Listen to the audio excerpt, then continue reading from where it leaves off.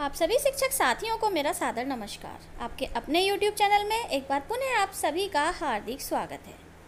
साथियों, जैसा कि आप सभी जानते हैं, निपुण भारत मिशन अभी तक कक्षा 1 से 5 तक में चल रहा था, लेकिन अब निपुण भारत मिशन का विस्तार कक्षा 6 से 8 तक में भी कर दिया गया है। तो इसी क्रम में कक्षा 6 से 8 में 50 दिवसीय रेमेडियल या उपचारात्मक शिक्षण कार्यक्रम आयोजित करने के निर्देश दिए गए हैं।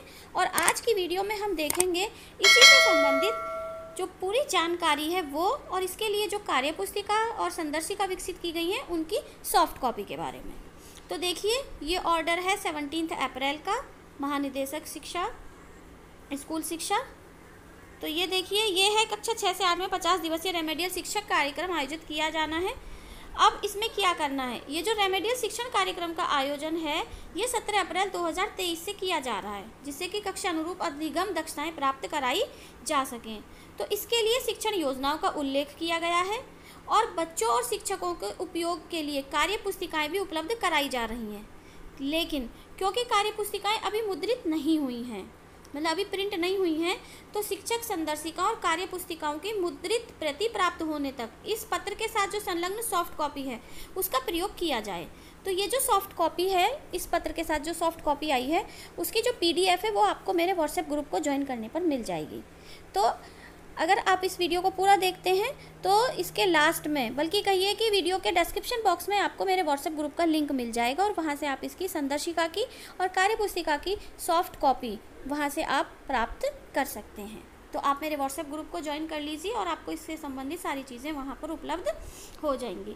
तो अब हमें इसके लिए क्या करना है, आगे का कार्यक्रम हम देख लेते हैं। दिनांक 20 अप्रैल 2023 तक कक्षा 6 से 8 में जितने भी बच्चे हैं उन सभी बच्चों का हिंदी और गणित विषय में वास्तविक अधिगम स्तर ज्ञात किया जाए।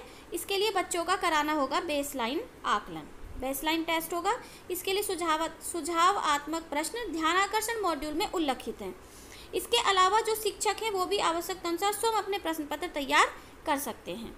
और ये अवश्य ध्यान रखा जाए कि प्रश्न पत्र में पूर्व की कक्षा के मुख्य लर्निंग आउटकम से संबंधित प्रश्न ही पूछे जाएं। यानी कि अगर आप कक्षा 6 के बच्चों का बेसलाइन आकलन कर रहे हैं तो आपको उनसे प्रश्न जो पूछने वो कक्षा 5 से जो भी संबंधित लर्निंग आउटकम है उससे संबंधित प्रश्न ही आपको पूछने हैं। जब बेसलाइन आकलन के परिणाम के आधार पर आप स्वयं उसकी समीक्षा कर सकते हैं और बच्चे का अधिगम स्तर को नोट कर लें। SRG, ARP और डाइट मेंटर द्वारा विद्यालय भ्रमण के समय बच्चों के वास्तविक अधिगम स्तर के संबंध में चर्चा की जाए और रेमेडियल शिक्षण कार्यक्रम को प्रभावी तरीके से संचालित करने के संबंध में उनको सहयोग प्रदान किया जाए। ये सहयोग आपको दिया जाएगा SRG और ARP के द्वारा। जब आपका बेसलाइन टेस्ट कंप्लीट हो जाएगा तो फिर जो बच्चों का लर्निंग आउटकम है, जो उनकी अधिगम उपलब्धि है, उसके आधार पर आपको एक सूची बना लेनी है जो आपको 25 अप्रैल तक तैयार कर लेनी है। और इस सूची के अनुसार ही फिर आपको 25 अप्रैल से इस कार्यक्रम को स्टार्ट करना है। बेसलाइन आकलन में जो भी परिणाम आएगा उसका सारांश, यानी कि उसको आप सीमित करते हुए शिक्षक अभिभावक बैठक में उसके बारे में चर्चा करेंगे उनके पेरेंट्स से भी।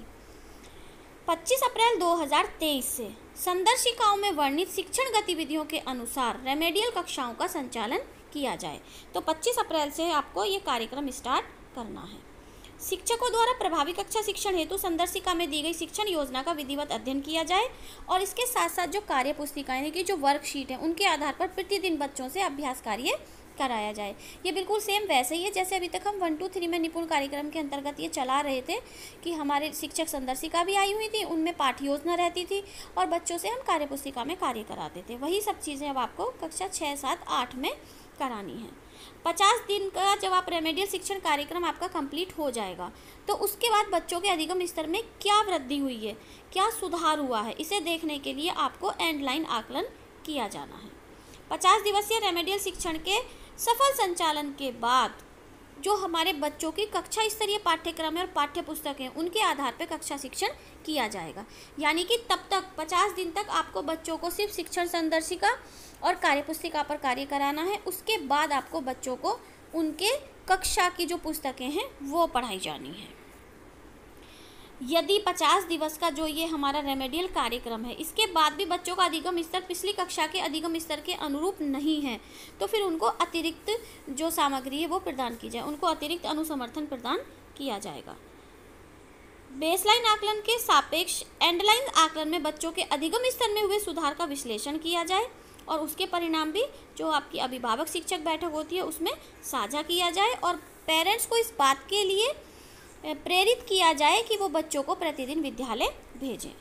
शिक्षकों द्वारा संपूर्ण शैक्षिक सत्र में कक्षा एवं बच्चों के पास कक्षावार सामग्री तथा पाठ्य पुस्तकें, कार्य पुस्तिकाएं, गतिविधि के लिए विज्ञान एवं गणित किट और TLM आदि का शिक्षण अधिगम प्रक्रिया में अधिकाधिक प्रयोग किया जाए। तो ये था विजय किरण आनंद जो महानिदेशक हैं उनका लेटर, और इसके अकॉर्डिंग अब हमको कक्षा 6 से 8 में भी रेमेडियल टीचिंग कराई जानी है।